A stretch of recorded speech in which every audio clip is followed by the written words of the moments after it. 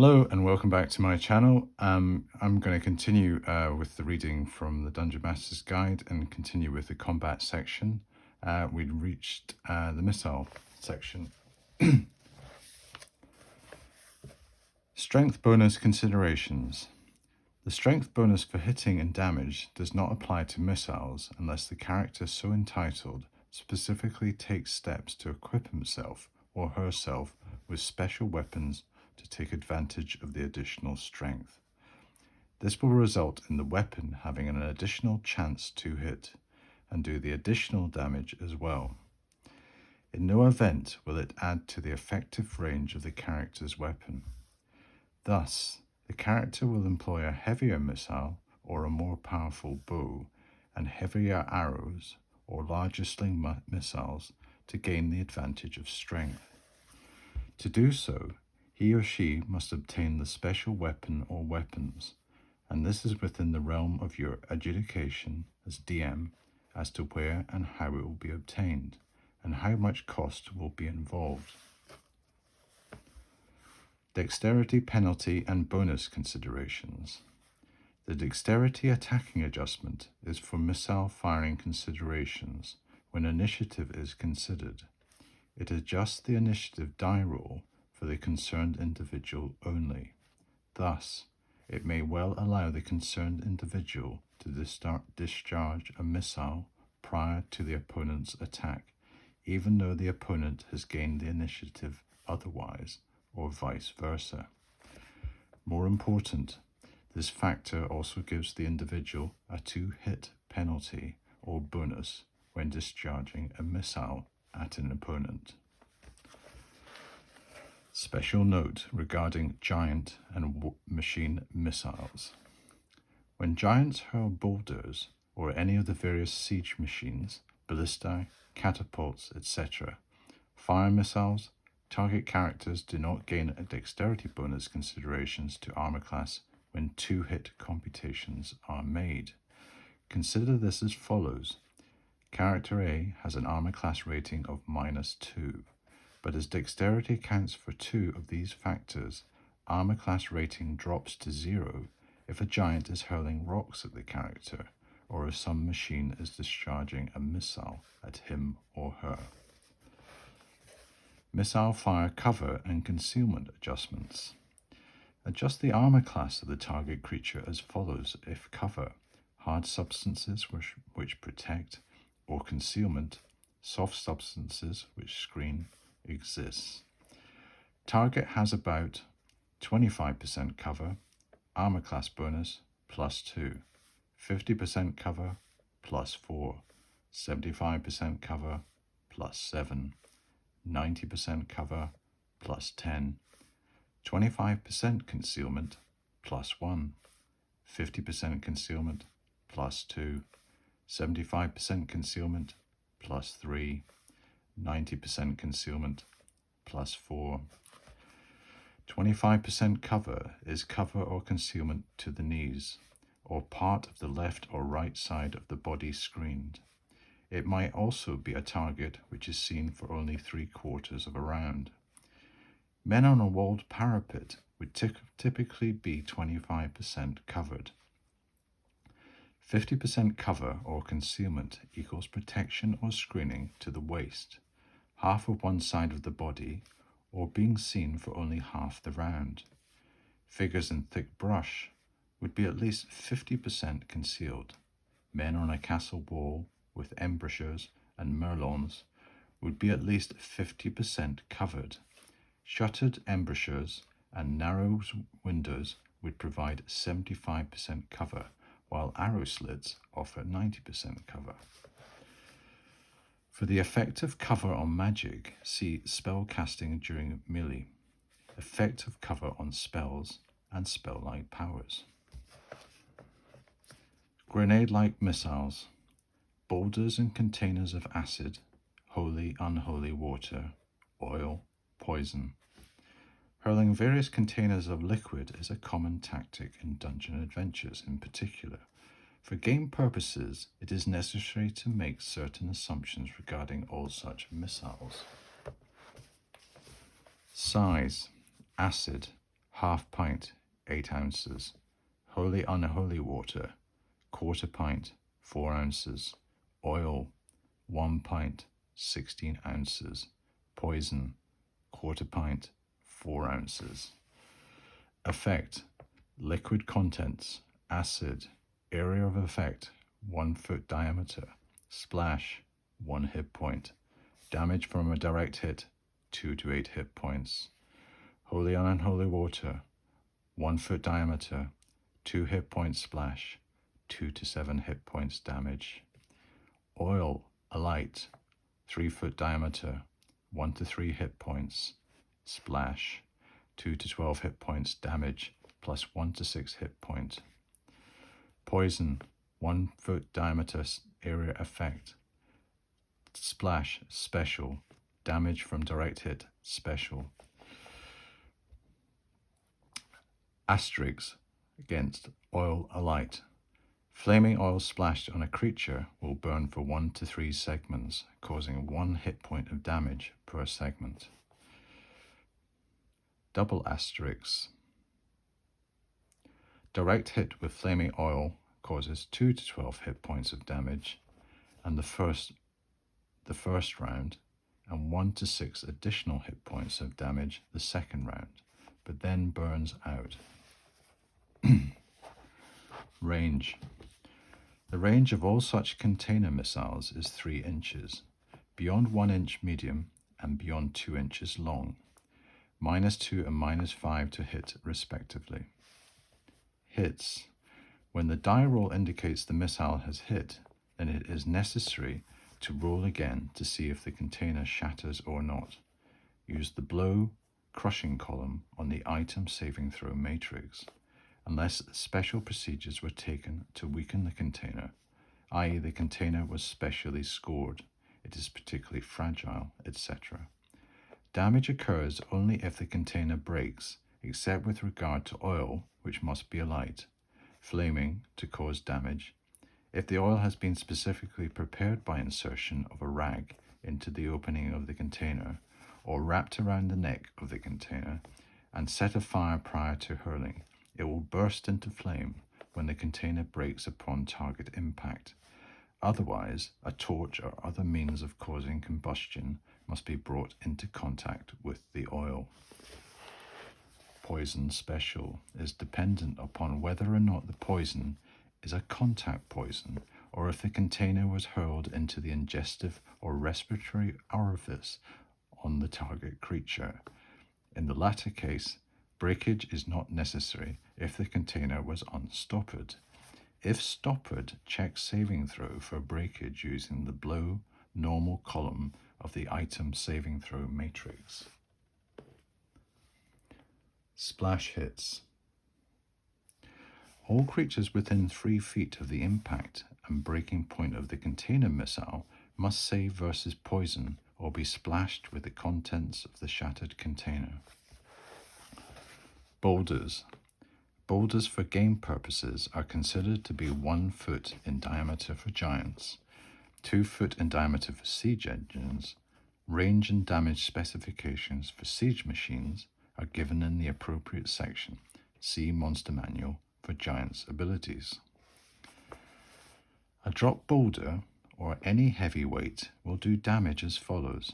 Each 14 pounds of weight will inflict 1 point of damage per foot of distance dropped between 10 foot and 60 foot. Distances above 60 foot are treated as 60 foot. Alternatively, each 14 pounds of weight will inflict a flat 1 to 6 hit points of damage. Misses. If the 2-hit die roll indicates a miss, I roll 1 die 6 and 1 die 8. The d6 indicates the distance in feet the missile was off target. If the target was large, simply compute the distance from the appropriate portion of the target, i.e. the character aims at a section of the floor which is 1 foot square, and miss distance is measured from the appropriate edge as explained below. The d8 indicates the direction in which the distance in feet of the miss is measured. 1. Long right. 2. Right. 3. Short right. 4 short before, 5 short left, 6 left, 7 long left, 8 long over. A short range, you may optionally use D4 to determine distance off target, but then use D8 for long range distance determination. If the missile is hurled at a plane such as a wall, read long as high, short as low, measuring up the wall and then along the ceiling, or down and then along the floor. Lighting oil. If a torch is used to attempt to light spilled oil, use above procedures for misses, as it still could land in the puddle of oil or oil-covered area. A lantern should be handled similarly, but also allow it a 2-foot diameter flaming oil area. Crossing flaming oil. Leaping over a puddle of flaming oil will cause no damage, unless the creature so doing is highly inflammable. Creatures with garments of cloth must save versus fire, normal on the item saving throw matrix, or have their garments catch fire. Walking through or standing in flaming oil will cause the creature to take 1 to 6 hit points of damage per melee round. Holy unholy water. All forms of undead, as well as creatures from the lower planes, demons, devils, night hags, nightmares, nicodemons, etc., are affected by holy water. Paladins, Lamassu, Shedu, Kirun, and similar creatures of good alignment, or from the upper planes, are affected by unholy water. The liquid causes the affected creatures to suffer a burning as if struck by acid. Undead in non-material form cannot be harmed by holy water, i.e., until a ghost takes on material form, it is unaffected, and a vampire in gaseous form cannot be harmed by holy water. Spell casting during melee. These functions are fully detailed in Player's Handbook. Their commencement is dictated by initiative determination, as with other attack forms, but their culmination is subject to the stated casting time. Both commencement and or completion can occur simultaneously with missile discharge, magical device attacks, and or turning undead. Being struck by something during casting will spoil the spell. Spellcasters will always insist that they are able to use their powers during combat melee. The DM must adjudicate the success of such use. Consider this: the somatic movement portions of a spell must be begun and completed without interruption in a clean, smooth motion. The spell as a whole must be continuous and uninterrupted from beginning to end. Once interrupted for any reason whatsoever, the spell is spoiled and lost, just as if used. Spells cannot be cast while violently moving, such as running, dodging a blow, or even walking normally. They are interrupted by a successful hit, be it blow, missile, or appropriate spell, not saved against or savable against. Thus, casting a spell requires that a fatigue be relatively motionless and concentrating on the effort during the entire course of uninterrupted casting. For example, a magic user casting a fireball must be in sight of the intended area of effect during the course of the spell, although an associate could be there to open a door intervening between caster and target area at an appropriate time, provided the timing was correct, of course. The caster cannot begin a spell, interrupt it just prior to completion, run to a different area, and then complete the spell. Interruption instantly cancels it. Unless a spell has no somatic components, the caster cannot be crouching, let alone prone, during casting. It can thus be understood that spell casting during a melee can be a tricky business, for a mere shove at any time can spoil the Dwemer. Any spell can be attempted, but success is likely to be uncertain. use the following procedure for spells cast during melee. 1. Spellcasters must note what spell they intend to cast at the beginning of each round prior to any knowledge of which side has initiative. 2. Attacks directed at spellcasters will come on that segment of the round shown on the opponent's or on their own side's initiative die, whichever is applicable. If the spellcaster's side won the initiative with a roll of 5, the attack must come then, not on the opponent's losing roll of 4 or less. Thus, all such attacks will occur on the first to 6 segments of the round. 3. Intelligent monsters able to recognize the danger of spells will direct attacks against spellcasters if not engaged by other opponents so as to be prevented from so doing. 4. The spellcaster cannot use his or her dexterity bonus to avoid being hit during spellcasting. Doing so interrupts the spell. 5. Any successful attack or non-saved against attack upon the spellcaster interrupts the spell. Because spellcasting will be so difficult, most magic users and clerics will opt to use magical devices whenever possible in melee, if they are wise. Magical device attacks. These attacks are the spell-like discharge functions of rods, staves, wands, and any similar items. These attacks can occur simultaneously with the discharge of missiles, spell casting, and or turning undead. The time of such discharge by any magical device is subject to initiative determination. See also combat procedure below. Effective cover on spells and spell-like powers. Hard cover will increase chances for saving throws as noted. Cover equal to 90% or better will also give the target creatures the benefit of no damage whatsoever if the appropriate saving throw is successful. Monster Charm Power. The magical charming power of creatures such as nixies and vampires is much more powerful than that of the simple Charm Person spell. While it will eventually wear off, until it does, the charmee is subject to mental commands by the charmer, unlike either the Charm Person or Charm Monster spell. This means that a monster charmed character does not need to speak the creature's language to understand commands from the monster which charmed it, although only basic emotions or simple commands can be mentally communicated to the charmee unless some mutual language is common to both the charmer and the charmee.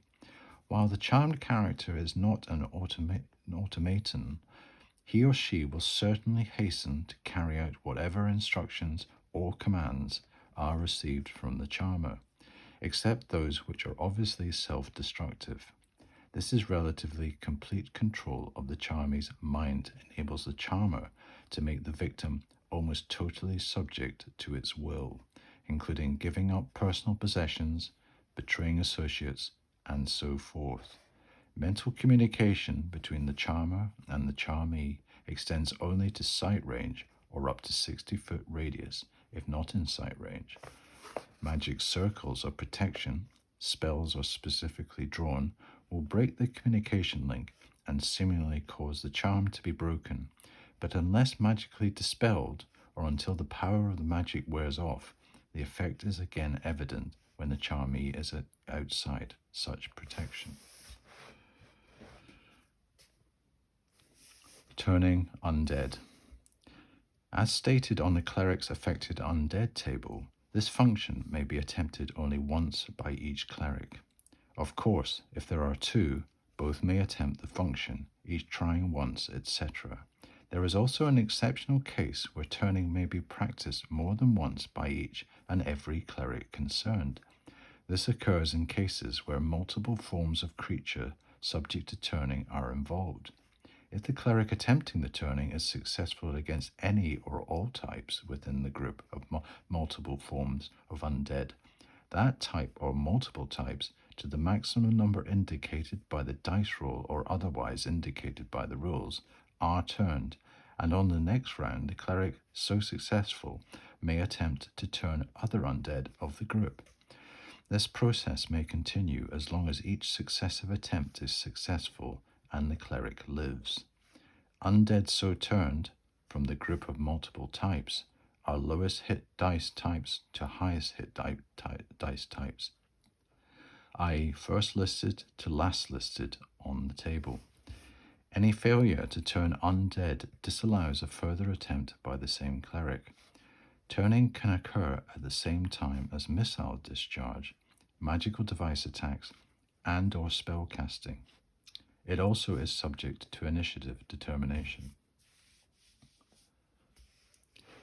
If the undead are in a mixed group, for example, 1 vampire, 3 ghasts, and 8 ghouls, you may opt to disallow any turning or other effect if the most powerful member, in the example above the vampire, is not affected by the cleric.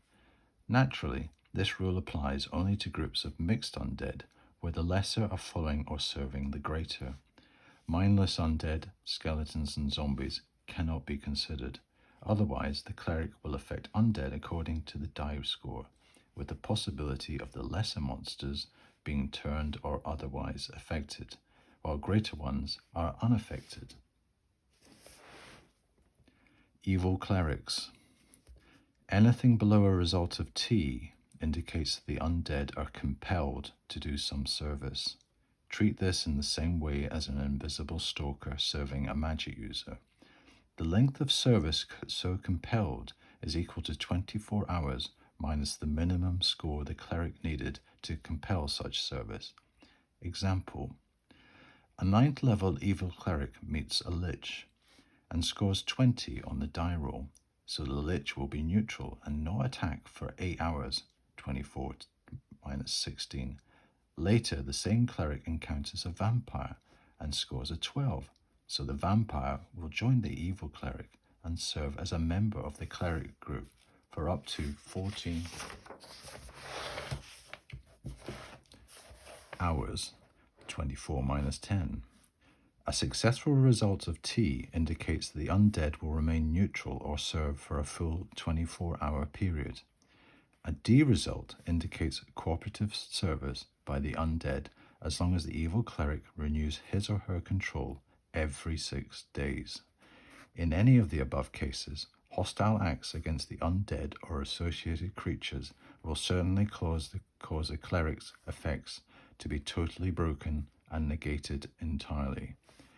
Hostile acts include entry into an area which the affected creatures have been commanded to guard, attempts to remove guarded items or treasure belonging to the affected creatures, attempts to prevent the affected creatures from carrying out commands, or actual attack by spell, weapon, or other forms which cause the affected creatures harm.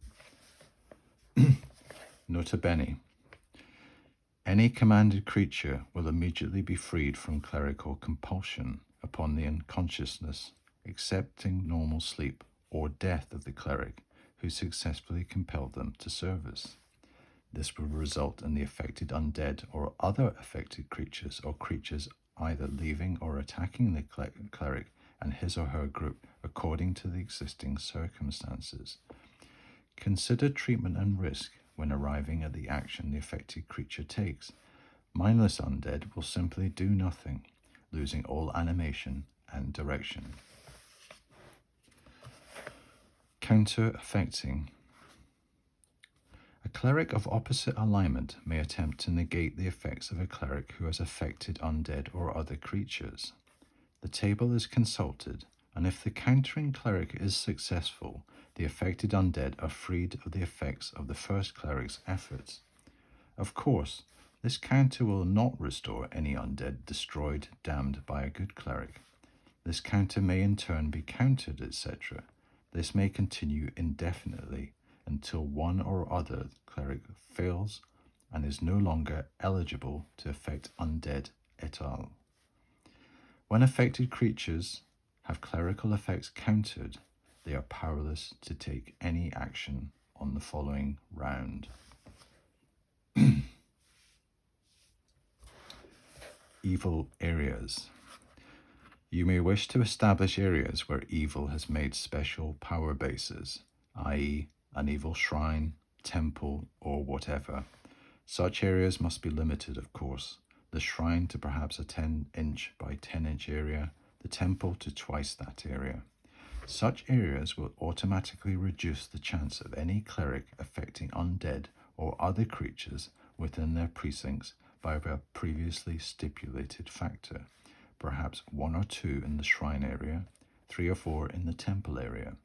This power can be destroyed only by desecration of the evil, i.e., breaking of the evil altar service, pouring of holy water upon the altar, blessing and prayers, and whatever other actions you, as Dungeon Master, deem sufficient. Thus, in an area specifically consecrated to evil, undead and associated creatures from the lower planes are far more difficult to handle. The corollary to this is that on the lower planes themselves, good clerics are totally unable to affect the evil creatures who dwell upon them, while on the upper planes, an evil cleric would have no effect upon a paladin. Good areas are similar bases of power for such creatures, and evil clerics will have lesser chances of affecting paladins or similar good-aligned creatures.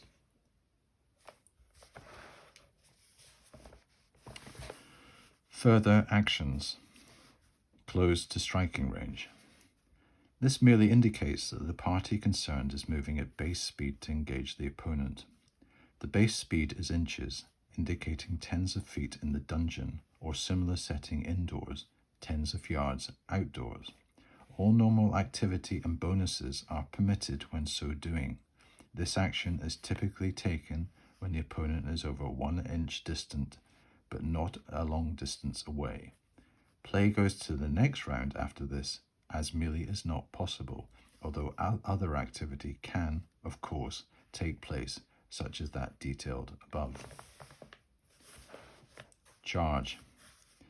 This action brings the charging party into combat on the charge round, but there are a number of considerations when it is taken. Movement rate outdoors. Movement bonus for charging in normal outdoor settings is 33 1/3% of base speed for bipedal creatures, 50% for quadrupeds. Movement rate indoors. The indoor dungeon rate is greatly reduced due to the conditions. Therefore, all movement at the charge is double base speed, remembering that encumbered creatures are not allowed at the charge. Note, the opponent must be within 10-foot distance at the termination of the charge in order for any blows to be struck during that round. Armor class of charging creatures. There is no dexterity bonus allowed for charging creatures. Creatures with no dexterity bonus become 1 armor class lower, i.e. easier to hit. Thus, an armor class 3 creature becomes armor class 4.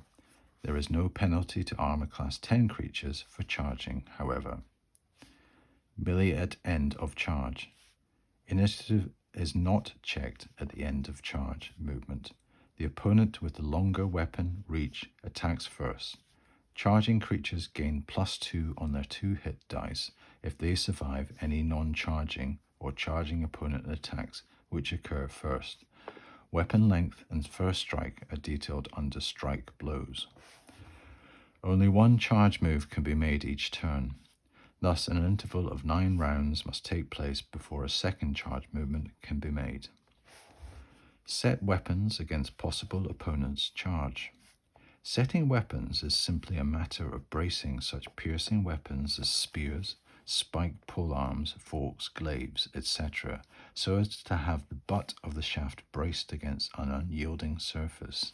The effect of such a weapon upon a charging or leaping, pouncing, falling, or otherwise onrushing opponent is to cause such an opponent to impale itself and take double normal damage if a hit is so scored. Example: Character A sets her spear with its butt firmly placed upon the floor, just as a giant toad hops at her, attacking. If the spear impales the creature, it will score double indicated damage, d8 times 2. Note that in this case, initiative is automatically given to the set spear, as it will obviously take effect prior to any attack routine of the toad, and that 2 dice are not rolled, but the result of the DA roll is multiplied by 2.